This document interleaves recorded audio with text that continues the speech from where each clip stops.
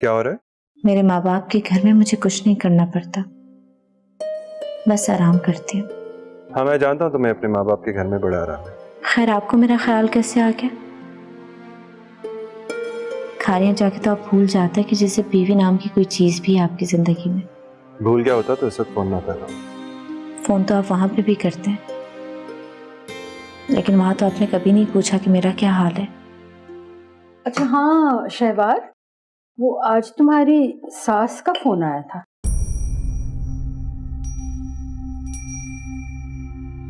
का? पता नहीं तुम्हारे अब्बू की बात हुई है उनसे। क्या कह रही थी? मेरा ख्याल है तुम्हारी वापसी का पूछ रही थी।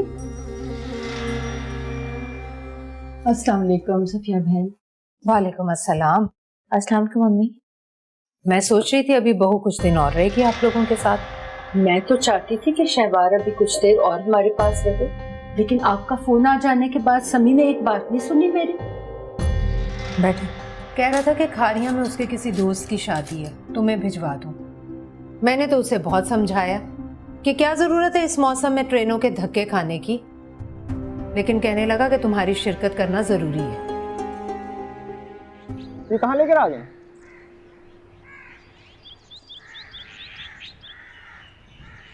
अपने घर पे। अपना घर?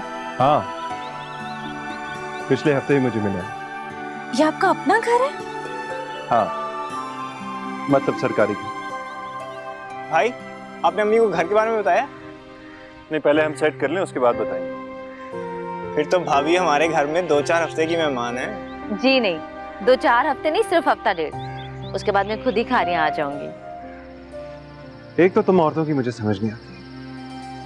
हमीदा परवीन भी औरत है। हाँ, लेकिन वो एक मुख्तलिफ औरत है।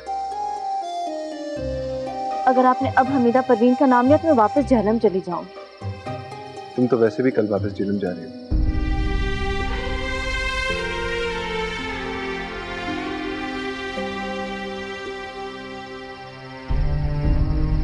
जहन्नम नहीं जाना चाहती।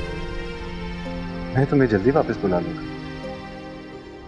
शंताना दिन ब दिन खुदसर और जिद्दी होती चली जा रही है, और अब ये सिचुएशन है कि वो किसी भी चीज पे कॉम्प्रोमाइज करने को तैयार ही नहीं। पापा ने हमेशा आपको इतनी अहमियत दी है, कभी आपको उन्होंने नजरअंदाज नहीं किया, छोटी छोटी बातों पे ह्यूमिलिएट नहीं किया, छोटी छोटी बातों पे हर्ट नहीं किया, हर बात पे तनकीद नहीं की।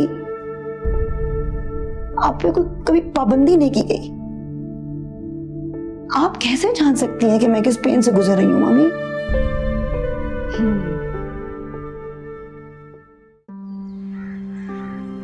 बेटा, हैदर का रवैया मेरी समझ में नहीं आया। मैं उसे हमेशा एक फर्माबरदार और डिसेंट लड़का समझता रहा हूँ, मगर वो तो इंतहाई बेलिहाज निकला। ऐसा ही था हमेशा से। हमेशा ऐसा था? तुम्हें कभी बताया नहीं, कभी उसकी शिकायत नहीं की? आपको बिला वजह परेशान नहीं करना चाहती थी शिकायत करके। बेटियां अपनी परेशानी माँ बाप से डिस्कस नहीं करेंगी तो किससे करेंगी? अगर पहले तुम बता देती तो मसला यहाँ तक न बढ़ता। मैं ये मसला खुद हल करना चाहती थी। एक बात बताऊं तुम्हें, कुछ भी हो मैं हमेशा तुम्हारे साथ हूं। मैं तुम्हें कोई तकलीफ नहीं होने दूंगा। मैं उन रवायती बापों में से नहीं हूं जो हर कीमत पर अपनी बेटियों को उनके घर में बसा हुआ देखना चाहते हैं, चाहे बाकी सारी जिंदगी उनकी रोते हुए गुजर जाए। ऐसा नहीं होगा।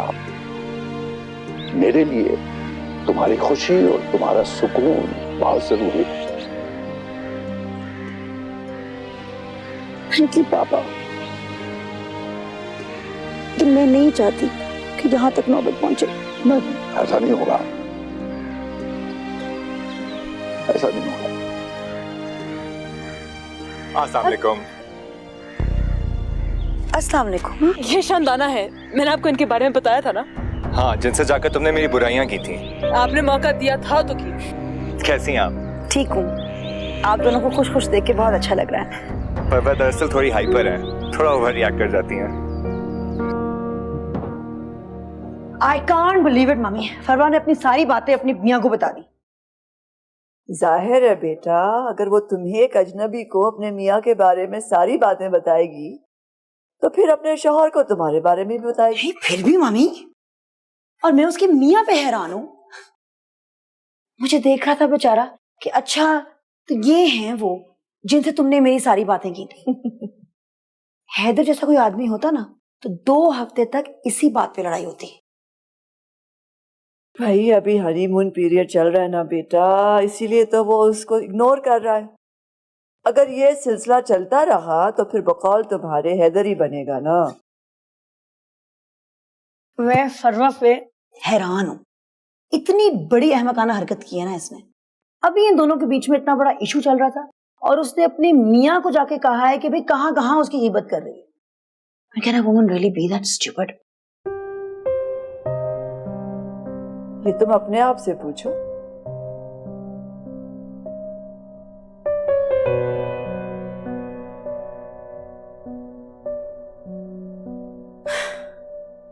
मेरी बात नहीं हो रही मम्मी, और वैसे भी मैं हैदर की बातें इस तरह सबसे नहीं करती फिरती।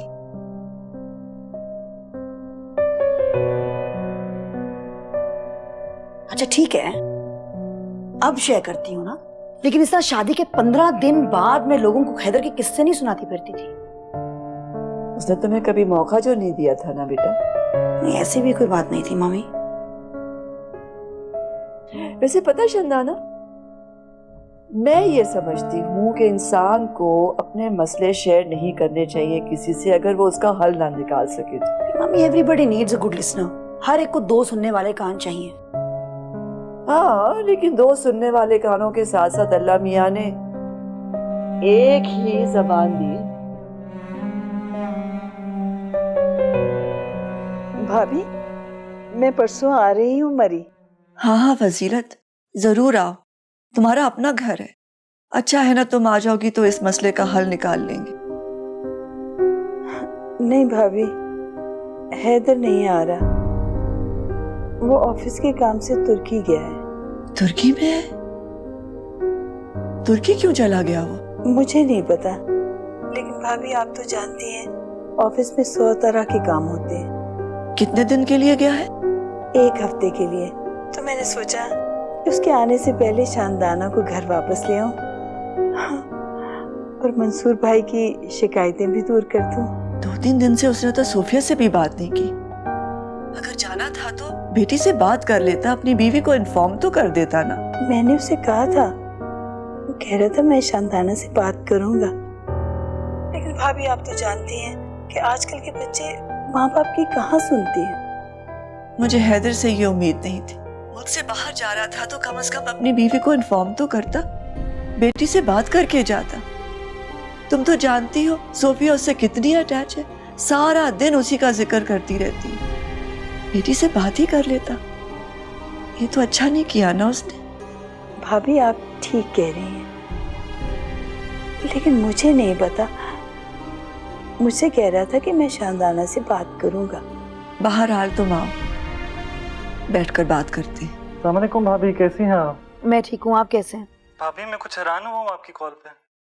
क्यों? भाभी आप लोग टर्की नहीं गए? टर्की? हाँ, हैदर भाई ने छुट्टी ली थी 1 हफ्ते के लिए कि वो फैमिली के साथ टर्की जा रहे हैं। हैदर का पता करने के लिए तो मैं फोन कर रही थी। मैं यहाँ मरी आई हूँ अपनी पेरेंट्स के पास। भाभी आई एम सॉरी, मुझे अंदाजा नहीं था, वो शायद अकेले ही चले गए। हो सकता है। Thank you.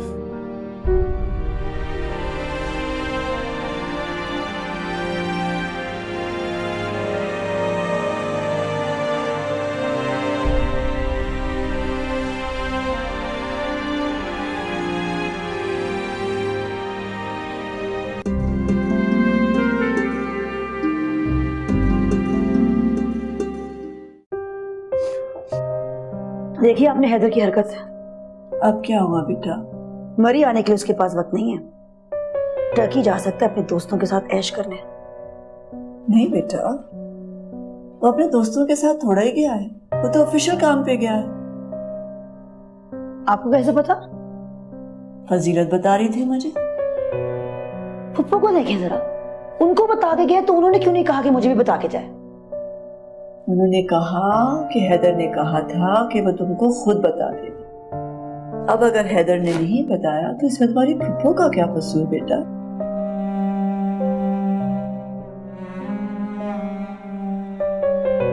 पप्पू का नहीं कसूर, हैदर का नहीं कसूर, सारा कसूर मेरा है। देखा मम्मी, मेरी और सोफी की ये अहमियत है उसकी जिंदगी में। उसके लिए उसकी जिंदगी, उसके दोस्त, उसकी तफरी ज्यादा मायने रखती है। नहीं बेटा, हैदर तफरीह के लिए थोड़ा ही गया है, ऑफिस के काम से गया बेटा। मम्मी मैंने ऑफिस फोन किया है, वहां से छुट्टी लेके गया है। जिस दोस्त के साथ गया है उसकी बीवी से भी मेरी बात हुई है। हॉलिडे ट्रिप पे गए हैं चल।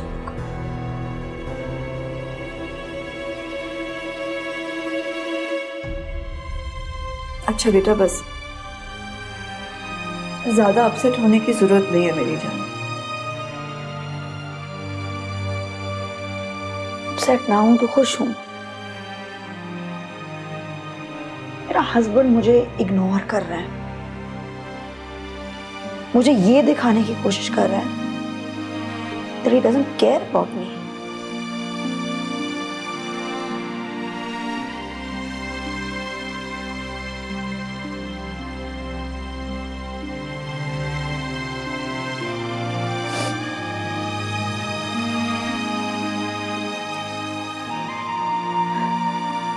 हैदर सही नहीं कर रहा मेरे साथ mummy. I don't deserve to be treated like this.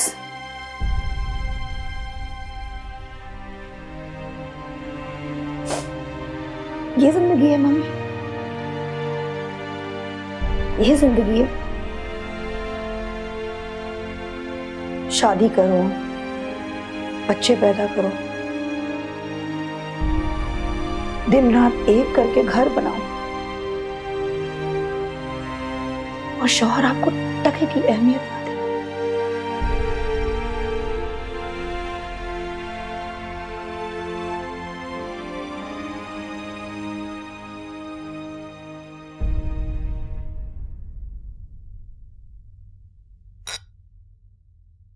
फजीलत आ रही है कल। क्यों आ रही? उसका बेटा टर्की चला गया है, यहाँ क्या करेगी आकर? अब ये तो मैंने उससे नहीं पूछा कि वो यहाँ क्यों आ रही है। मना कर दो उसे। कैसे मना कर दूं? बहन है आपकी। जब मैंने उसे बुलाया तो उस वक्त वो नहीं आई थी, उसने तो मुंह फाड़ कर मना कर दिया। अब मैं उसे नहीं मना करी, आ रही है तो आने दीजिए। अच्छा है ना, आमने सामने बैठकर बात हो जाएगी। तुम नहीं करोगी तो मैं मना कर दूंगा। आप ये हरकत हरगिज मत कीजिएगा। वो मेरे अब्बा नहीं है, मना करने के बावजूद चले आएंगे। आपकी बहन है वो।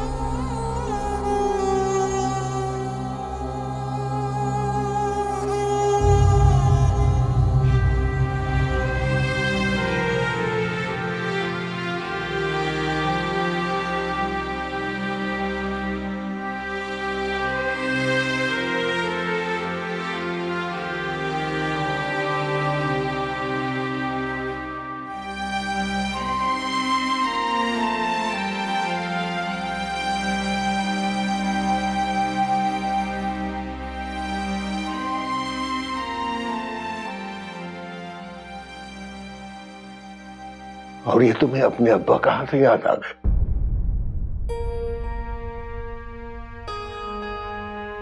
और मैंने उन्हें यहां आने से मना।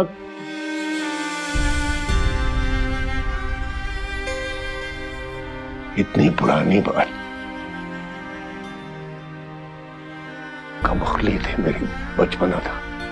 अब तो कम अक्ली नहीं है, बचपना नहीं है। तभी तो मैं कह रही हूं ऐसी बातें मत करें, अपनी बहन को यहाँ आने से मत रोके। बहन है वो आपकी।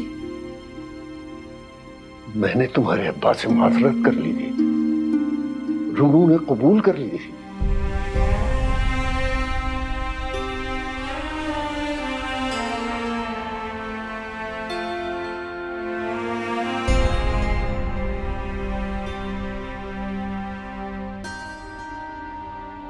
बेटियों के बापों के पास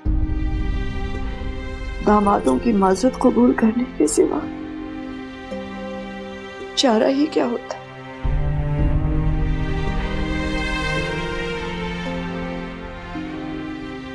मेरी समझ में नहीं आता कि मैं आपको कैसे यकीन दिलाऊं। आप यकीन कीजिए मंसूर भाई, मैंने उसे बहुत समझाया। मुझे ये नहीं समझ आ रहा कि उसे बैठे बिठाए क्या हो गया। पहले तो वो इतना जिद्दी कभी नहीं था। भाभी, शानदाना आपकी बेटी है तो मेरी भतीजी है, मेरा खून है।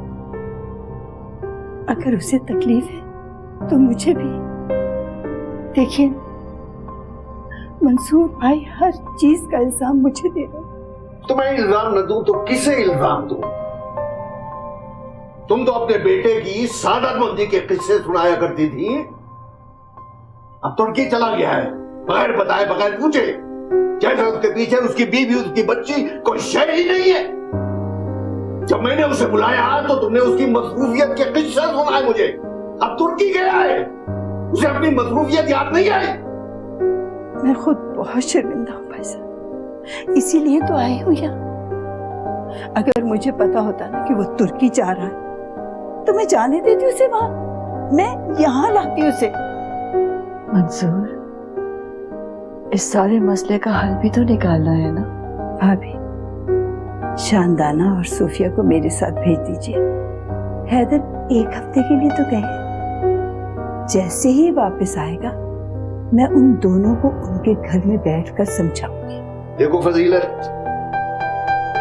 तुम मेरी बेटी को लेने आई हो, मगर तुम्हारे बेटे का दिमाग 7वें आसमान पर।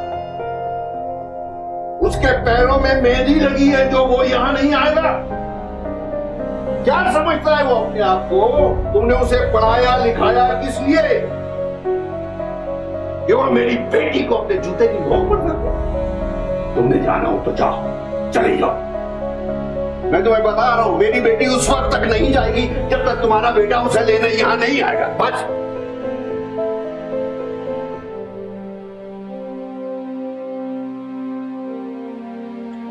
बेटा, मैं मानती हूं हैदर की कुछ गलतियां हैं, लेकिन बेटा तुम तो समझदार हो। छोटी छोटी बातों पे घर छोड़ना और फिर नाराज होके मैके आकर बैठ जाना भी तो मुनासिब नहीं है। पप्पू, मैं नाराज होकर तो नहीं आई थी, मैं तो चंद दिन की छुट्टी के लिए आई थी यहाँ पे। हैदर के रवैये ने मुझे मजबूर किया कि मैं अपने माँ बाप को सब कुछ बताऊं और आपके साथ शेयर करूं। मैं इतनी पागल नहीं हूं कि मैं छोटी छोटी बातों पे आके मैके बैठ जाऊं। अच्छा बेटा, अब हैदर वापस आ जाए ना तो तुम दोनों को बिठाकर समझाऊंगी, बल्कि वो तुमसे माफी मांगेगा। वो माफी की बात नहीं है, माफी से मसले हल नहीं होंगे। हैदर को अपना रवैया तब्दील करना होगा। रवैया तब्दील करेगा वो, मैं समझाऊंगी उसे, बदलेगा खुद को। आपने देखा है वो किस तरह जाके टर्की बैठ गया। मेरा नहीं तो सोफी का तो ख्याल होना चाहिए था ना उसे। दिन में 4-4 बार वो अपने बाप के बारे में मुझसे पूछती है। बेटा, मैं कब कहती हूँ कि उसकी गलती नहीं है? मैं तो बार बार कह रही हूँ कि उसकी गलती है। देखो शानदाना, खाम खाम भाभी और मंसूर भाई परेशान बैठे हैं। आप बेटा वापस लाहौर चलते हैं। जैसे ही हैदर वापस आते हैं मैं तुम दोनों को बिठा कर ना इस मामले को हल करूंगी। नहीं पप्पू, मैं आपके साथ नहीं जा सकती। बेटा जिद नहीं करो। जिद मैं नहीं कर रही पप्पू, जिद हैदर कर रहा है। वो तो बेवकूफ है। तो फिर आप मुझे उससे बड़ा बेवकूफ समझे। बेटा, मुझे अपना बड़ा समझ के मेरी बात मान लो। पप्पू, बात बड़े और छोटे की नहीं है। आप जानती हैं मैं आपकी कितनी इज्जत करती हूँ। आपके और मेरे बीच में तो कोई इशू नहीं है, इशू हैदर का है, उसके रवैये का, उसके तरीके का।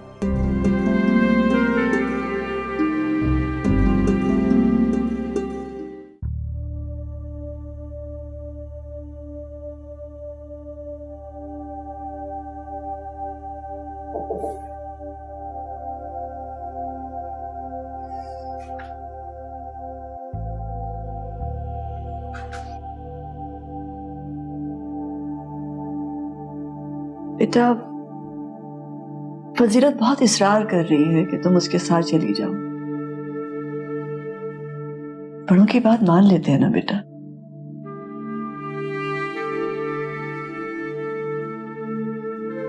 फूफो यहाँ मेरी बड़ी बनकर आई है। जिसकी माँ है उसको तो कंट्रोल नहीं कर सकती। वादा तो किया है ना कि हैदर को समझाएंगी। मुझे किसी के वादे पे एतबार नहीं है। क्या समझती है वो हैदर को? देखिए जाके कैसे टर्की में बैठ गए। अगर मैं चली गई ना यहां से उसके यहां आए बगैर, तो हमेशा इसी तरह होगा। वो कभी भी मेरे नाराज होने पे ना मुझे मनाने नहीं आएगा। लेकिन बेटा तुम नाराज होके तो यहाँ नहीं आई ना। नहीं, मैं यहाँ नाराज होके नहीं आई थी, लेकिन उसका रवैया, मामी मेरा दिल उठ गया है इस आदमी से। इसीलिए मैं आपसे कह रही हूँ कि प्लीज उसे यहाँ आने दीजिए ना इस बार। तुम क्या समझती हो, अगर फजीलत यहाँ से इस तरह गई तो हैदर यहाँ आएगा? वो नहीं आना चाहता तो ना आए। तुम चाहती क्या हो? मुझे नहीं पता मामी, मुझे नहीं पता। तुम हैदर से अलहदगी चाहती हो? मैंने ऐसे तो नहीं कहा मामी। तो फिर क्यों कर रही हो ये सब बेटा? उससे अलहदगी नहीं चाहती, उसके साथ रहना चाहती हो, तो फिर इतनी जिद, इतनी अना क्यों? आप इसे अना और जिद कह रही हैं? आप चाहती हैं मेरी कोई सेल्फ रिस्पेक्ट ना हो, मैं अपने हकूक के लिए कुछ ना कहूं, कुछ ना करूं, बस अल्लाह मियां की गाय की तरह अपने शौहर के पीछे पीछे पीछे घूमती रहूं। हुकूक जिद से तो नहीं मिलते बेटा, जिद ना करने से भी नहीं मिलते मामी। हुकूक अपनी जिम्मेदारियां निभाने से मिलते हैं। आपको लगता है मैं अपनी जिम्मेदारी नहीं निभाती, अपने फराइज नहीं अदा करती? मैं 24 घंटे एक मशीन की तरह हैदर का घर और हैदर की जिंदगी संभालती हूँ। मैं अपने फराइज अदा करती हूँ मम्मी, लेकिन फराइज वन वे ट्रैफिक नहीं होते। तुम क्या समझती हो कि सिर्फ तुम ही सब कर रही हो, हैदर कुछ नहीं करता? अगर वो करता है तो कोई एहसान करता है। मैं उसकी बीवी हूं, उसकी बेटी की मैं मां हूं। और अगर वो भी यही कहे कि वो तुम्हारा शौहर है, तुम्हारी बेटी का बाप है, तो आई कांट बिलीव इट मम्मी।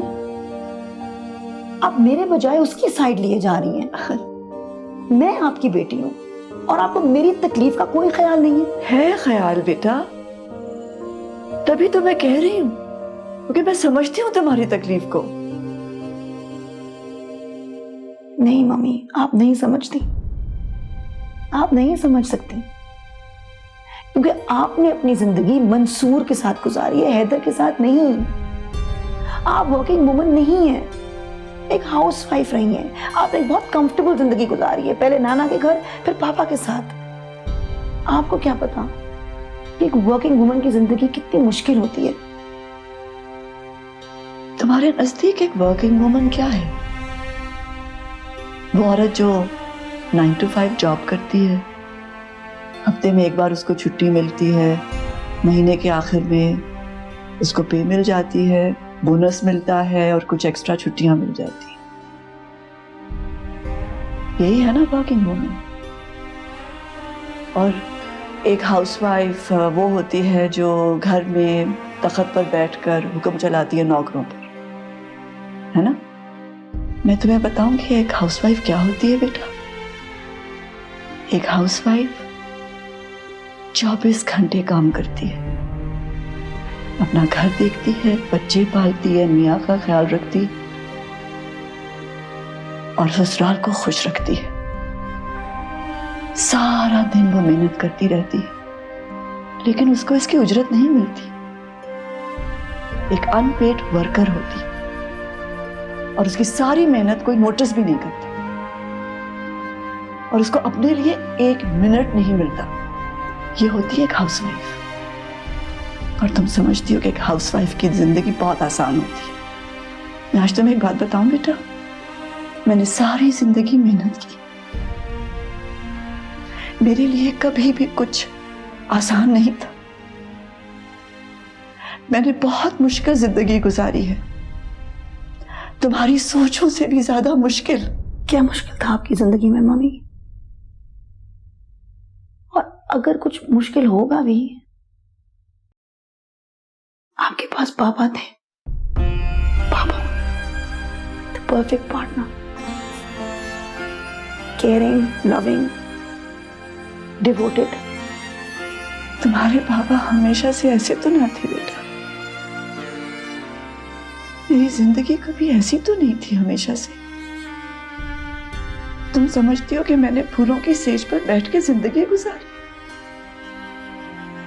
बेशुमार कांटे निकाले हैं मैंने अपने पैरों से।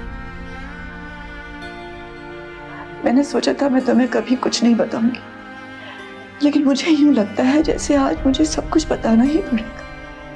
तुम मुझे चंदाना और हैदर का किस्सा सुनाती रहती हो ना, मैं तुम्हें आज दुल्हे शहवार और मंसूर की सारी कहानी सुनाती। अम्मी, मंसूर ने पैसे दिए इस महीने के। मैं भी सोच रही थी अभी तक उसने महीने का खर्चा क्यों नहीं भेजा। ये इतने कम पैसे भेजे हैं उसने?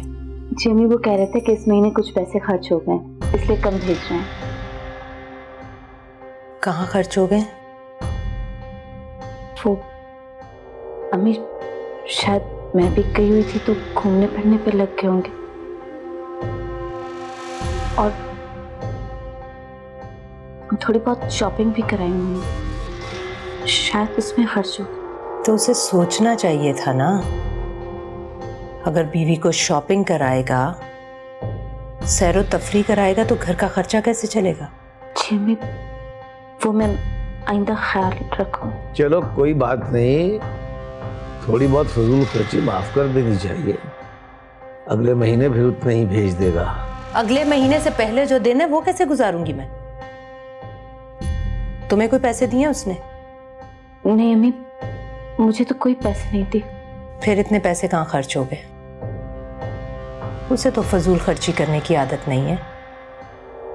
अगर तुम्हें शॉपिंग कराई भी है तो कितनी शॉपिंग करा दी होगी, और घूमने फिरने पर इतने पैसे खर्च नहीं होते। सऊद, ये पार्सल जरा पोस्ट कर दोगे?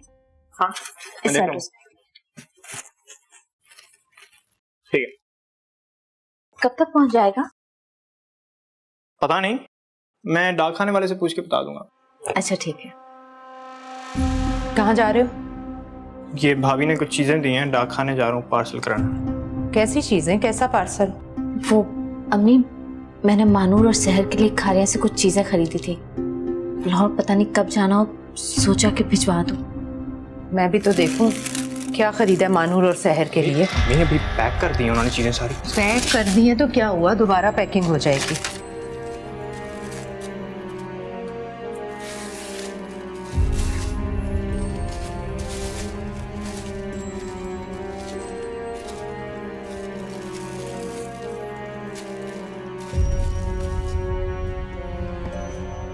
क्या जरूरत है इतनी शॉपिंग करने की? वो अम्मी, मैं तो नहीं खरीद रही थी, मंसूर ने जबरदस्ती शॉपिंग करवाई। पहले तो मंसूर को जबरदस्ती शॉपिंग कराने की आदत नहीं थी, अब क्या नई आदत पड़ गई है? मैं भी कहूँ इतने पैसे गए कहाँ? इस तरह ससुरालियों को भर भर के तोहफे भेजेगा तो घर का खर्चा कैसे चलेगा? चले अम्मी, कोई बात नहीं है। पहली दफा खारियां गई थी तो कुछ तो खरीदना था उन्होंने अपनी बहनों के लिए, और ये कौन सी बहुत सी चीजें हैं। थोड़ी सी चीजें हैं ये, जूते हैं, कपड़े हैं, ये बैग है, और पता नहीं क्या क्या चीजें हैं इसमें। चलें, मैं डाक खाने जा रहा हूँ, आपसे बाद में बात।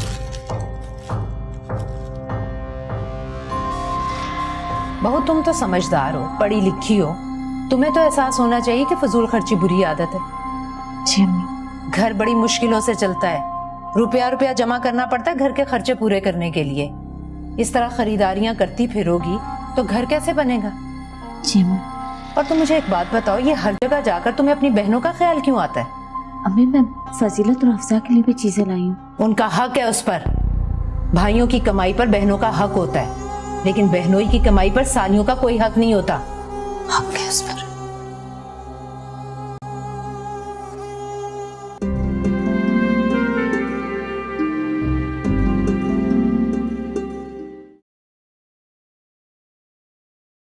और इस सालन में नमक मिर्च कम है। लेकिन अम्मी मुझे तो ठीक लग रहे हैं। ठीक कहाँ है? अम्मी मंसूर भाई को घर मिल गया। घर? जी जी, अभी हम जब गए थे ना तो वो वहीं रह रहे थे। लेकिन मंसूर ने तो मुझे नहीं बताया। अब वो आपको सरप्राइज देना चाह रहे थे। वैसे भी अभी वहाँ शिफ्ट नहीं हुए हैं सही तरह, अभी तो काम हो रहा है। तुम लोग कहाँ ठहरे थे वहां जाकर? हम तो वहीं ठहरे थे। जब तुम लोग वहीं ठहरे थे तो शिफ्ट तो हो ही गए ना, फिर कैसा सरप्राइज? और तुमने भी आकर मुझे नहीं बताया। वो अम्मी मंसूर आपको खुद बताना चाह रहे थे। बस बस रहने दो, मैं अच्छी तरह जानती हूँ वो क्या चाह रहा था और तुम क्या चाहती हो। घर मिल गया और माँ बाप को इत्तला भी नहीं दी, बीवी को वहां बुला लिया। मुझे तो वो दोस्त की शादी भी खामखा का बहाना लगती है बीवी को वहां बुलाने का। नहीं अम्मी, शादी थी भाई के दोस्त की, बल्कि 2 दोस्तों की शादी। तुम चुप रहो, तुमसे तो मैं बाद में बात करूंगी। भाई भाभी के सगे।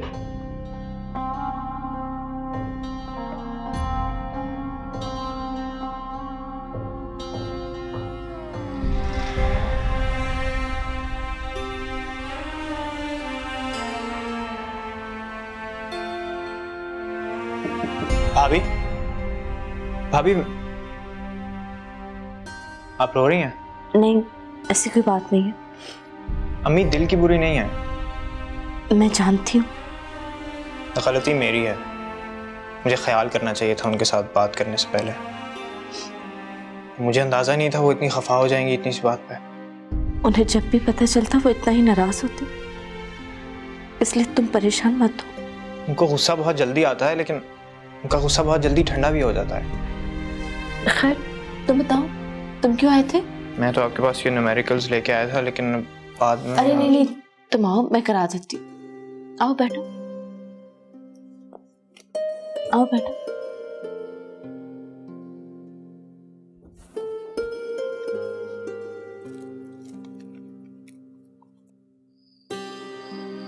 अरे फजीलत, मैं तुम्हारी तरफ ही आ रही थी। ये लो, मैं खालिया से तुम लोगों के लिए कुछ चीजें लाई थी। हमारे लिए? क्या लाई हैं आप? कुछ कपड़े हैं, चप्पलें और थोड़ा मेकअप का सामान। जाके अम्मी को भी दे दो। जी।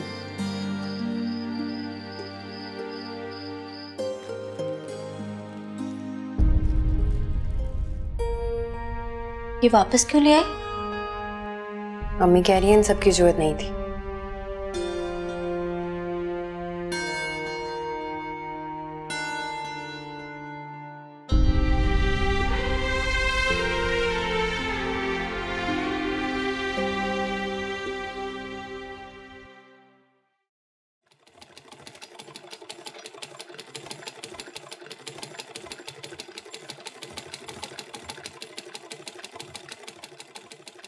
मंसूर भाई को बड़ी डांट पड़ी आज।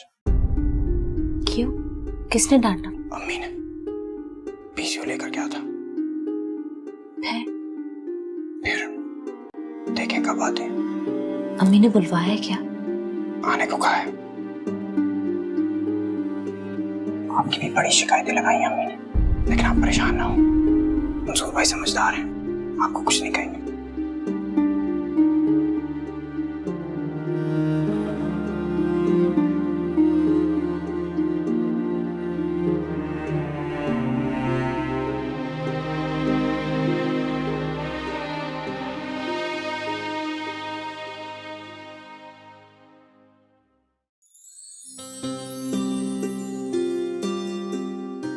भाभी, कितना खूबसूरत सूट पहना हुआ है आपने। ये वाला सूट रेडीमेड है। मैं समझी आपने खुद डिजाइन किया है। वैसे मैं खुद भी डिजाइन करती हूँ, हमारा टेलर है लाहौर में, वो सी देता है। ये कहाँ से लिया आपने? ये बुटीक का है। महंगा होगा? हाँ महंगा तो बहुत है। इस दफा गई थी ना लाहौर तो अम्मी ने दिलवाया था। भाभी, ये सूट जब आपने किसी को देना हो ना तो मुझे बताइएगा, मैं पहन लूंगी। अरे तुम पुराना क्यों पहनोगी, मैं तुम्हें नया ला दूंगी। आप मेरे लिए नया सूट लेके आएंगी? हाँ, इस दफा जाऊंगी ना लाहौर तो ले आऊंगी। प्लीज भाभी ले आइएगा, मैं थोड़े थोड़े करके आपको पैसे दे दूंगी। अरे पैसों की क्या बात है फजीलत, मैं वैसे ही ला दूंगी। शुक्रिया भाभी।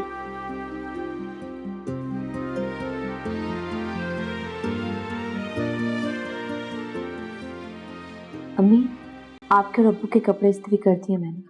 ठीक है, अलमारी में रख दो।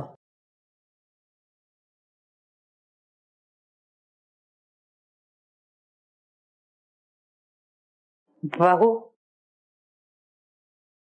जी अम्मी। एक बात कहनी है तुमसे, बुरा मत मानना। जी अम्मी कहिए।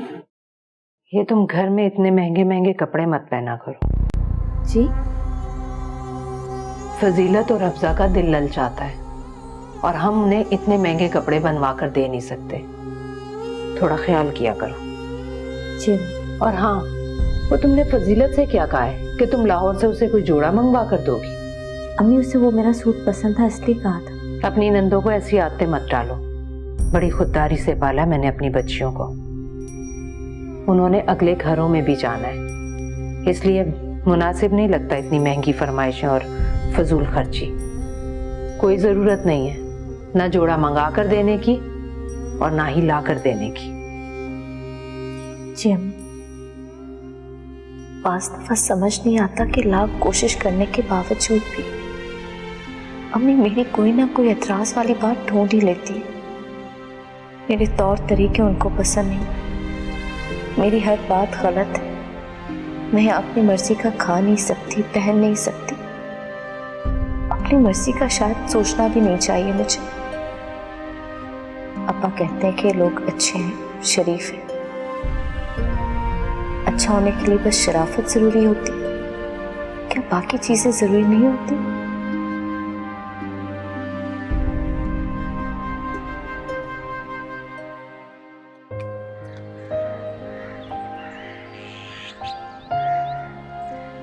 भाभी आज क्या पका रही हैं? करेले। पिछली बार की तरह कड़वे होंगे क्या? खुदा का खौफ करो सऊद, पिछली दफा कब कड़वे थे? हाँ, मैंने चीनी छिड़क कर खाए थे। वैसे भी कड़वे करेले खून के लिए बहुत अच्छे होते हैं। हाँ हाँ, अपना ही रिस्क पर बनाइएगा, फिर अम्मी आपको बताएंगी कि कड़वे करेले कितने अच्छे होते हैं। ऐसा करें, फिरनी बना लें, कड़वे करेलों के साथ फिरनी। महीने के आखिरी दिन चल रहे, फिरनी बनाने का बजट नहीं है। चलें, कहने में क्या हर्ज है।